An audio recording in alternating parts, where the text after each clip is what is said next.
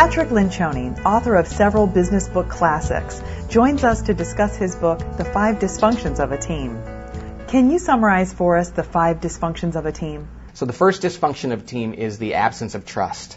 That's when team members are not comfortable being vulnerable and open and honest with one another. The next dysfunction of a team, if there is no trust, is the fear of conflict.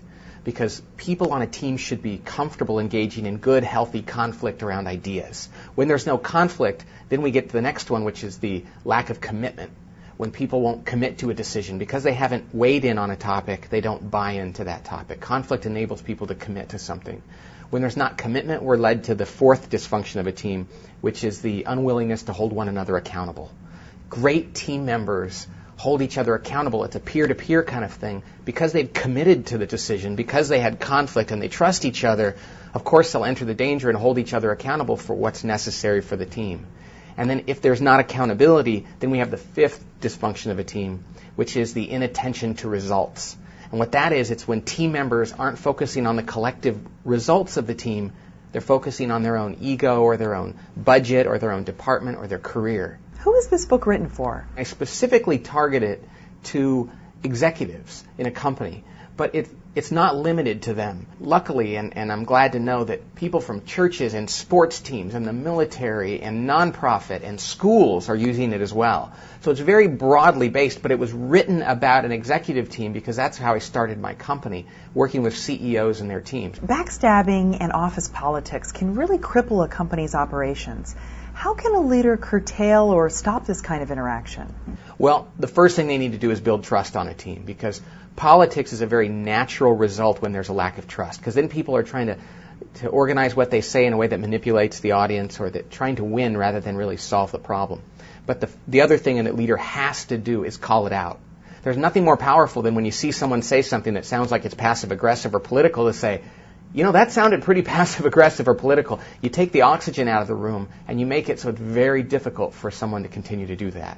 How can the new leader of a team not be intimidated by the team? A new leader on a team is so tempted to not let people see them sweat, to be perfect.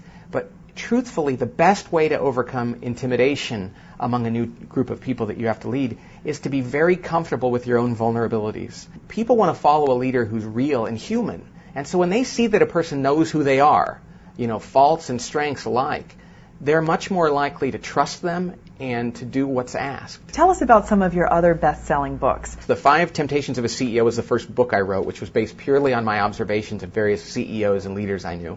The 4 Obsessions of an Extraordinary Executive is about our entire practice, how to build a healthy organization, one that minimizes politics and confusion and maximizes morale and productivity and retains really good people. I started my own company to help organizations be more effective, but the 3 Signs of a Miserable Job is my first real addressing of that issue head on. You also have a book called Death by Meeting. Why is it that so many meetings fail to accomplish anything? People don't want to sit in a room for an hour or 2 hours and be bored.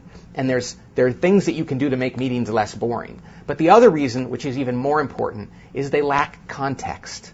Meetings are too often a combination of every topic under the sun, which ends up really accomplishing nothing. Meetings have to have more focus and more clarity so that when people go to that meeting, they know why they're there. Your models are so simple and actionable.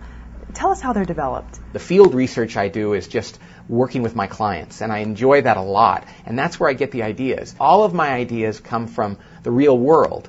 The other thing is, as you said, they're all very simple, and that's because I'm a real believer that we overcomplicate things too much. When we overcomplicate things, we make it hard for people to grasp it and put it into practice. And my readers seem to really appreciate that.